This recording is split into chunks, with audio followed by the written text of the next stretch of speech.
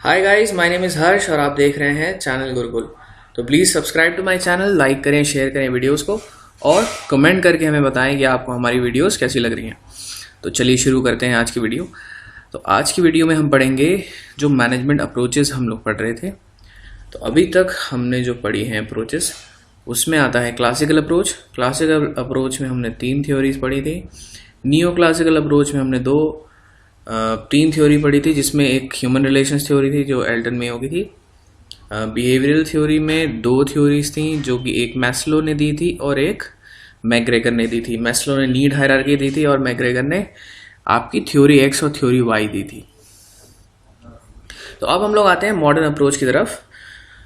तो जो recent past में हमारे जो थ्योरीज डेवलप हुई हैं उसको मॉडर्न अप्रोच कहते हैं, और उसमें सबसे पहली अप्रोच है सिस्टम अप्रोच।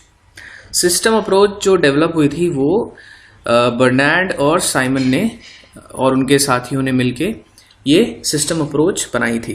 तो सिस्टम अप्रोच का क्या कंसर्न है, ये कहते हैं कि जो एक ऑर्गेनाइजेशन है वो इंटरकनेक्टेड है और इंटरडिपेंडेंट है। ठीक है ना, सारे डिपार्टमेंट एक दूसरे से कनेक्टेड है। Every individual is connected to each other.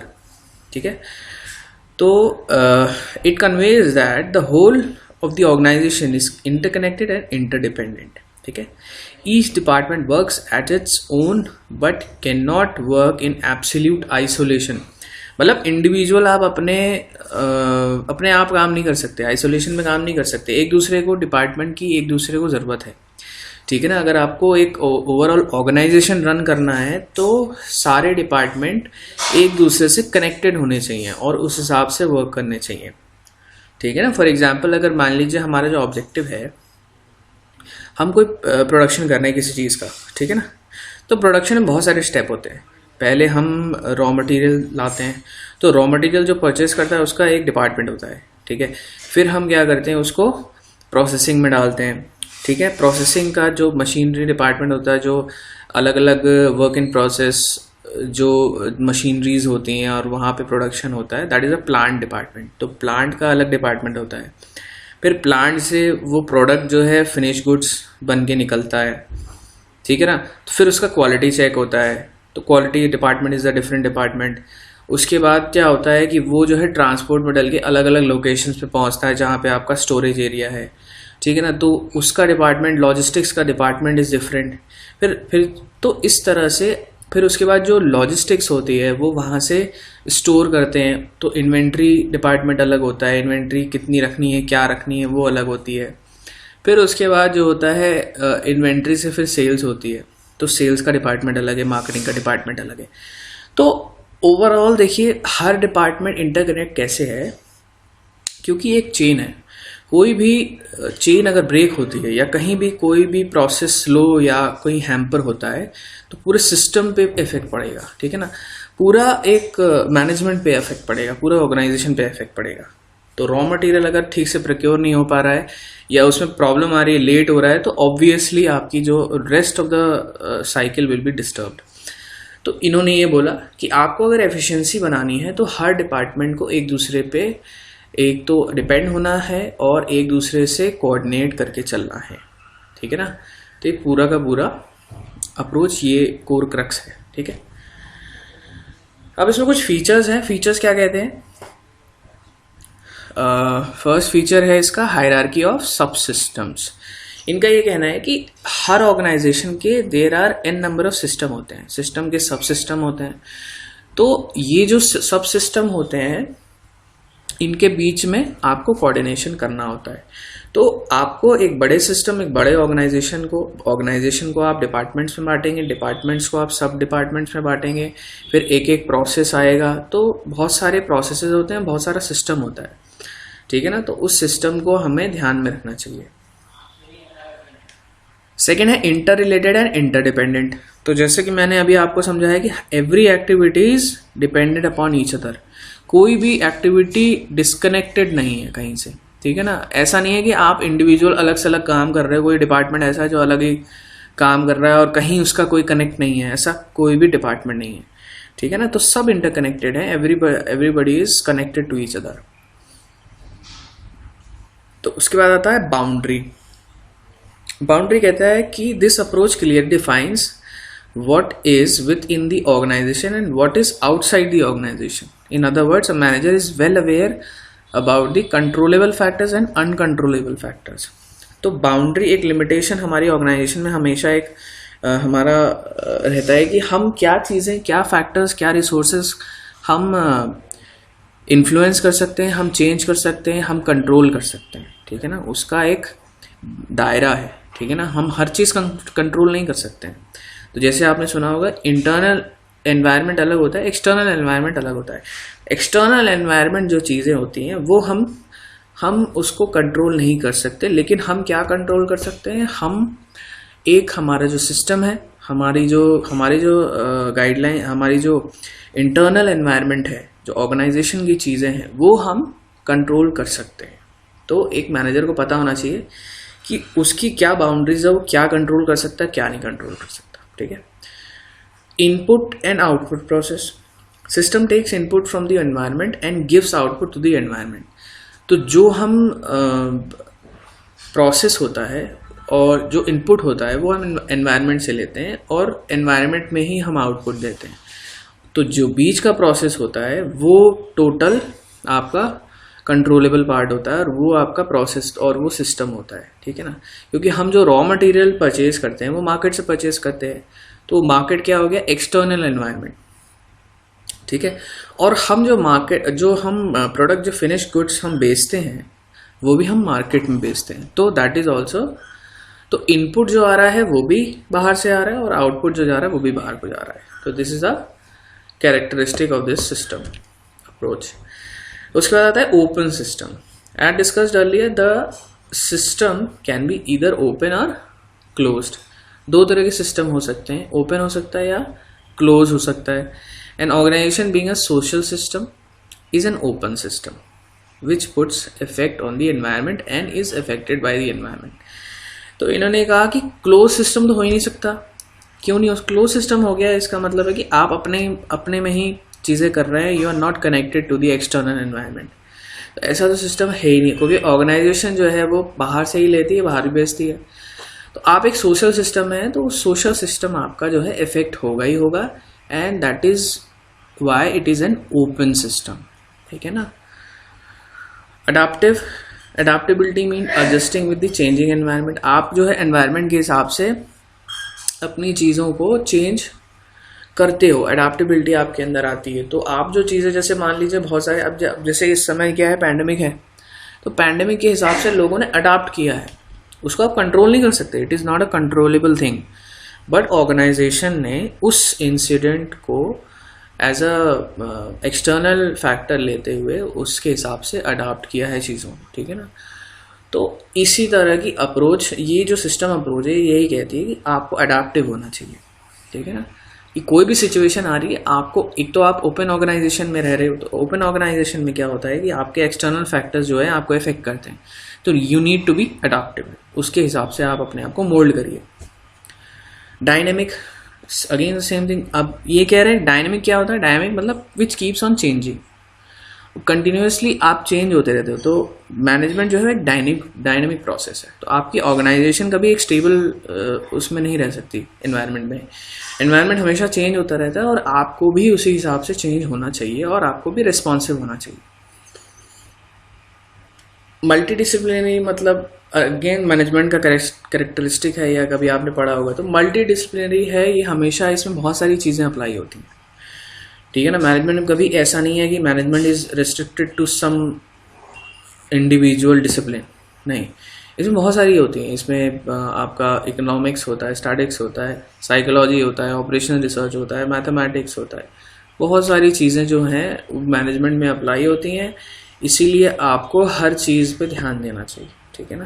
तो सिस्टम अप्रोच भी यही कहती है कि मैनेजमेंट जो है वो आपका मल्टी डिसिप्लिनरी होता है. ठीक है ना. तो यू हैव सबका कुछ ना कुछ आपके पास एलिमेंट होना चाहिए. प्रोबेबिलिटी बहुत होती है, कुछ सर्टेन नहीं होता. तो मैनेजमेंट में क्या होता है कि कभी भी ऑर्गेनाइजेशन में कुछ भी सर्टेनिटी नहीं होती. There is always a amount of risk involved. तो हमेशा एक रिस्क होता है, हमेशा एक है ना, एक इंसिडेंट कोई भी होने की एक गुंजाइश रहती है, ये कुछ भी हो सकता है, कोई कुछ नहीं कह सकता है, nobody can be certain about anything, ठीक है। इंटीग्रेशन ऑफ एक्टिविटीज, अब सिस्टम अप्रोच यही कहती है कि आपका जो हर एक्टिविटी है वो आपकी टोटल मैनेजमेंट कब होगी, जब आप सारे सिस्टम को एक साथ अलाइन करोगे, ठीक है ना, डिफरेंट डिपार्टमेंट्स, डिफरेंट एक्टिविटीज़ को सबको एक अलाइन करके आप स्केयर रिसोर्सेज का अच्छा इस्तेमाल करके आप अपने पूरा जो ऑब्जेक्टिव है आपका वो अचीव करोगे, ठीक है ना। आपका ऑब्जेक्टिव है ऑर्गेनाइजेशन को बढ़ाना या ग्रोथ करना या प्रॉफिट कमाना, तो आप सारी एक्टिविटीज़ को उसी एक यूनिट या उसी एक ऑब्जेक्टिव पे आप ज़ीरोड करोगे, मतलब उसी पे आप नैरो डाउन करोगे, ठीक है ना। तो ये बेसिकली जो थे वो फीचर्स थे सिस्टम अप्रोच के। सिस्टम अप्रोच जो है थोड़ा क्लोज टू मैनेजमेंट जो रिसेंट में हम यूज़ करते हैं, जो रिसेंट में हमारी थ्योरीज या रिसेंट में जो ऑर्गेनाइजेशंस जो है वो जो अप्रोचेस यूज़ करती हैं उससे बहुत करीब है, ठीक है ना। अब देखते हैं इसकी एडवांटेजेस और डिसएडवांटेजेस क्या है, ठीक है। एडवांटेजेस क्या है, it enables a manager to think correctly and positively about how to get the things done and teaches him to consider the organisation as a whole to achieve the overall effectiveness rather than to consider each individual part separately. ये कह रहे हैं कि कोई इसमें organisation जो है ये सिंगल यूनिट है और सिंगल इसको एज अ होल हमें कंसिडर करना चाहिए और इसको हमेशा हमें ये कोशिश करनी चाहिए कि सारे जो पार्ट्स हैं उसको सेपरेटली मैनेज करने के बजाय हमें एक साथ उसे अलाइन करना चाहिए, ठीक है ना। हर सिस्टम को उसी हिसाब से हमें अलाइन करना चाहिए, तभी हम एक अपने जो ऑर्गेनाइजेशन के ऑब्जेक्टिव हैं उस तक पहुंच पाएंगे। फिर it follows management by objective, ठीक है ना। मैनेजमेंट बाय ऑब्जेक्टिव क्या होता है, ये क्या होता है, इसमें हम ऑब्जेक्टिव पहले सेट करते हैं। कभी भी सिस्टम अप्रोच में ये होता है कि मैनेजमेंट तभी आप कर पाओगे जब आपके पास कोई गोल है, कोई ऑब्जेक्टिव है और उस पर आप फोकस करते हुए आप सारी चीज़ों को अलाइन कर सकते हो, ठीक है ना। तो there has to be an objective और उसी के हिसाब से आप सारी सब सिस्टम को आप एक तरफ मूव कराओगे, ठीक है। It helps the manager in understanding the impact of environmental factors as the environmental is dynamic. तो एनवायरमेंट जो है उसका भी बहुत बड़ा रोल है। एक्सटर्नल एनवायरमेंट जो आप नहीं कंट्रोल कर सकते हो और इंटरनल एनवायरमेंट जो आप कंट्रोल कर सकते हो, तो इन दोनों का आपको एक बैलेंस क्रिएट करना पड़ेगा और रिस्क के लिए आपको डायनेमिक होना पड़ेगा, क्योंकि आप चेंजेस के लिए अगर तैयार नहीं रहोगे तो यू विल बी, आपका जो पूरा डिपार्टमेंट जो मैनेजमेंट है वो कोलैप्स हो जाएगा। तो आपको हमेशा एक रिस्क एलिमेंट लेके चलना चाहिए और उसके लिए तैयार रहना चाहिए।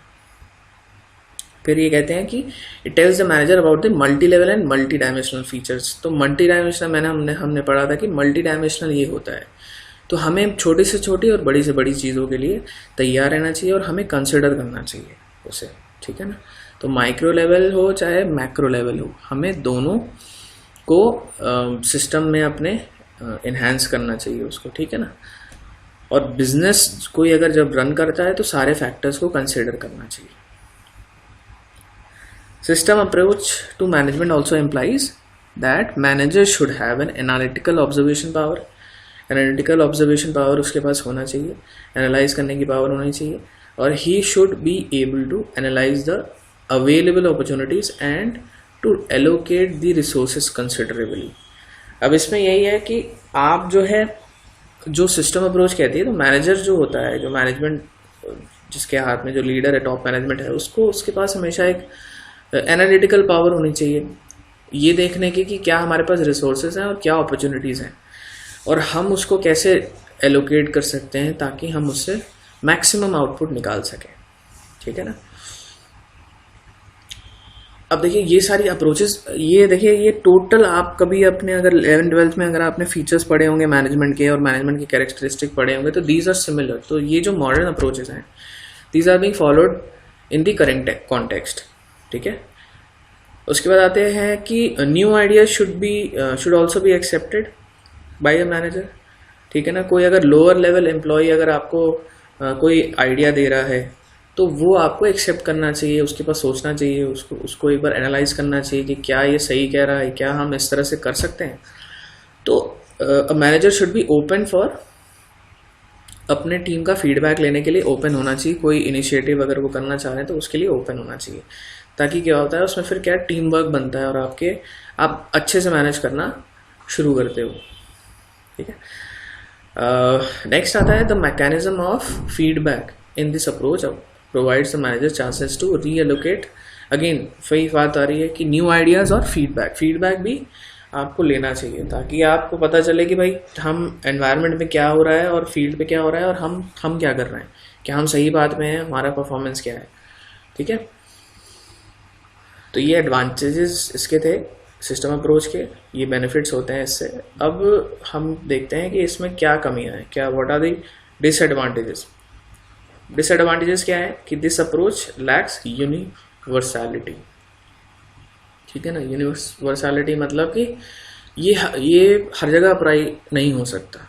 ठीक है ना, क्योंकि हर सिस्टम अलग होता है, हर एक अप्रोच अलग होती है, हर यूनिट हर बिजनेस अलग होता है। ठीक है ना, ये कह रहे हैं कि ये जो है लार्ज बिजनेस ऑर्गेनाइजेशन के लिए ये तो सूटेबल है कि मतलब आपके पास बहुत बड़ी है, एक फैक्ट्री आप चला रहे हो, एक अलग आपकी यूनिट है और आप बहुत बड़ी है आपकी ऑर्गेनाइजेशन है, उसमें तो आप सिस्टम अप्रोच लगा लोगे। But it is not feasible for a small person. एक स्मॉल किसी का अगर परचून की दुकान है तो विच इज़ मतलब वो ही is the whole and sole in charge, तो वो उसके लिए शायद इट इज़ नॉट रेलेवेंट, बहुत रेलेवेंट नहीं है इसके लिए। ठीक है, सेकेंड है this theory does not explain the relationship among different variables that can be applied to all business concern। अब जो है हर इसमें क्या है कि वेरिएबल्स बहुत सारी चीज़ें होती हैं जिसको ये नज़रअंदाज करता है। ठीक है ना, बहुत सारे फैक्टर्स होते हैं जिसको ये इसके बीच में रिलेशनशिप नहीं बताता है। ठीक है ना, कोई ह्यूमन फैक्टर इसमें इसकी बात नहीं हुई है। ठीक है ना, कोई साइकोलॉजिकल कॉन्सेप्ट की कोई बात नहीं हुई है। तो बहुत सारे ऐसे वेरिएबल्स हैं जो ये इग्नोर करता है। ठीक है ना, system approach says that all subsystems are interrelated and interdependent, but to what extent is does not specify. तो कोई स्पेसिफिकेशन नहीं है कि किस डिग्री या किस तह तक आपकी जो अप्रोच जो सिस्टम्स हैं वो इंटरकनेक्टेड है। ठीक है ना, देखिए मैंने जो आपको अभी बताया एग्जांपल कि प्लांट है और उससे रॉ मटेरियल है प्लांट, और फिर फिनिश गुड, फिर आपका इन्वेंट्री, लॉजिस्टिक्स, फिर आप जो है फाइनल आप जो है मूवमेंट पे जाते हो, सेल पे जाते हो। बट इसमें देखिए कहीं ना कहीं हमारे HR डिपार्टमेंट भी होते हैं, हमारा IT डिपार्टमेंट भी होता है। तो आपकी degree of interdependence is not defined by the system approach. ठीक है ना, कि IT का इम्पोर्टेंस तो होता है बट एट व्हाट लेवल। ठीक है ना, तो बहुत ज़्यादा इसका इम्पोर्टेंस नहीं होता। HR का बहुत कम इन्फ्लुएंस होता है चीज़ों पे। ठीक है, अच्छा, this approach is over conceptual, बहुत ज़्यादा कॉन्सेप्चुअल है, थ्योरेटिकल नहीं है। ठीक है ना, ये अप्रोच। उसके बाद it does not explain how the subsystems of the specific organisation is uniquely related in a given environment. तो ये एक्सप्लेन नहीं करता कि जो आपके सबसिस्टम्स है आपकी ऑर्गेनाइजेशन में वो कैसे एक दूसरे से, जो एनवायरनमेंट है वो कैसे रिलेटेड है। ठीक है ना, आपका जो सबसिस्टम है वो कैसे रिलेटेड है एनवायरनमेंट से। तो बहुत ब्रीफ में नहीं, एक ओवरऑल उन्होंने दे दिया कि सब इंटरकनेक्टेड हैं और हम ओपन सिस्टम हैं और एनवायरनमेंट से हमें इफेक्ट पड़ता है, बट कैसे इफेक्ट पड़ता है या किस तरह से हम उसको, किस तरह से वो इफेक्ट करता है वो नहीं बताया गया। ठीक है ना, तो ये ओवरऑल आपका सिस्टम अप्रोच था।